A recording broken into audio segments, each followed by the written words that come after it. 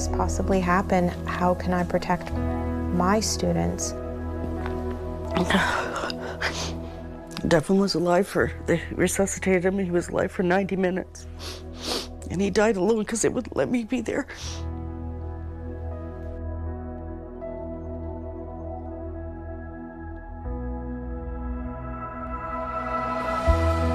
Whoever does watch this video, which there ain't gonna be a lot of people, go make people's days awesome.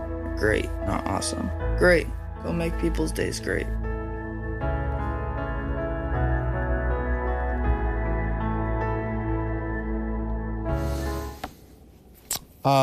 Tough to watch.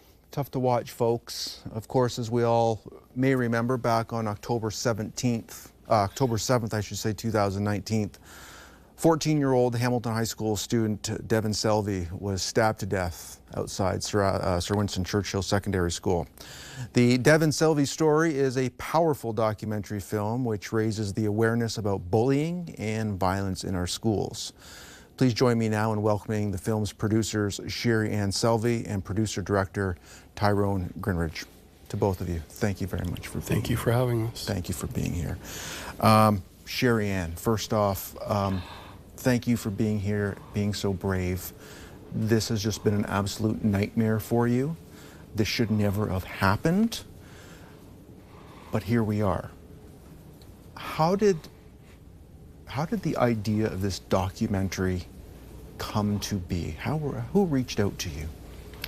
Actually, it was Ty that got a hold of the school, the social worker at the school, and the social worker forwarded his email on to me, and then I emailed Ty back. From there, some conversations were had, and a lot decisions. Of conversations. I'm sure.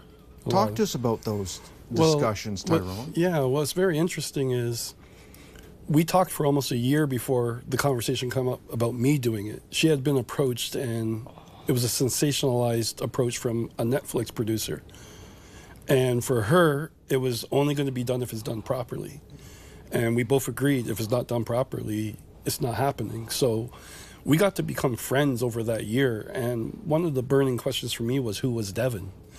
Because you'll hear so many things on Facebook, so many stigmas and stereotypes of what people think happened. And once I got to learn the story and learn her story, I have to tell you, the grace and class this lady has shown throughout this, and constantly being attacked of what happened that day, I knew for me, growing up in Hamilton, this was a story that kind of brings me full circle.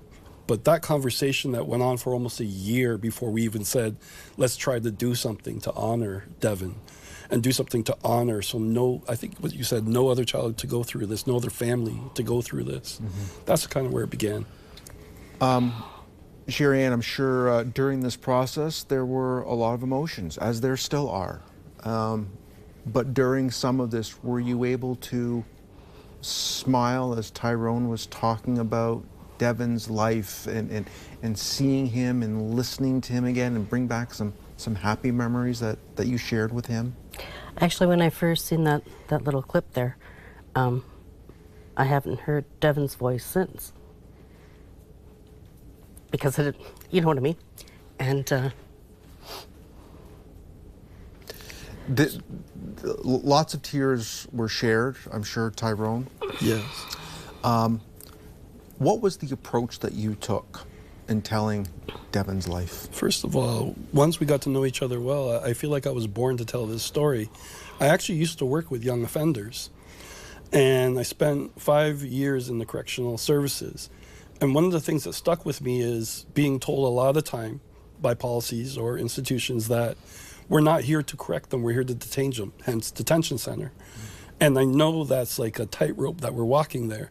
So for me, I feel like we're all Devan. There's all of us that has a Devan in us. And growing up as a black kid in Hamilton, I know there's so many Devans out there, but for Devan's voice to be heard, that was the main focus. Who is Devan?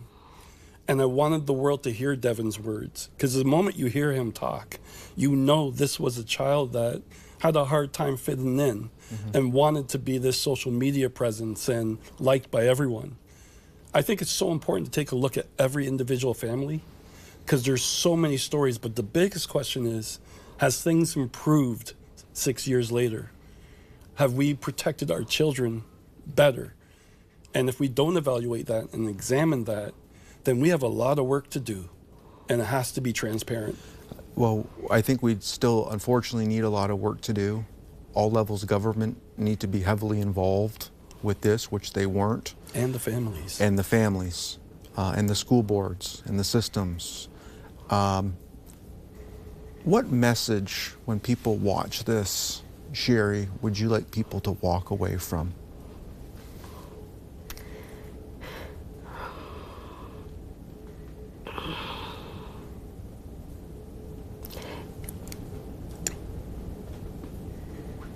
For me, it's just we need to set a higher standard of protecting our children. But in doing that, it takes a whole circle. It's not just a half moon, right? You have to have the schools, you have to have the community, you have to have the parents, you have to have the police involved, because everyone should be having eyes on children. Mm-hmm. It's not just the schools or the parents.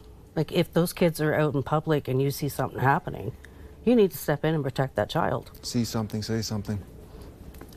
Yeah. Absolutely. So many people let you down, and yet here's Tyrone coming in to help you and give you that hand up and offer this support. When you went through this process, what were you going through? A lot, I would say, because in my research, I told her at the beginning, if you hear a story about another child, send me a message. I have hundreds of messages from her. Yeah. And I've now spoken to hundreds of people. And there is so much suicide from bullying. There are so many aspects of this that we, as she said, need to come together and look at the whole. Mm-hmm. Like, whatever job you have, whatever process you have, we're all evaluated. We're not here to attack or criticize or name individuals. Yeah. We're here for a conversation that's ongoing, that is so needed in the world today. And if we can do that together and continue this conversation, but include the families, because the grief goes on long after the headlines. Mm-hmm.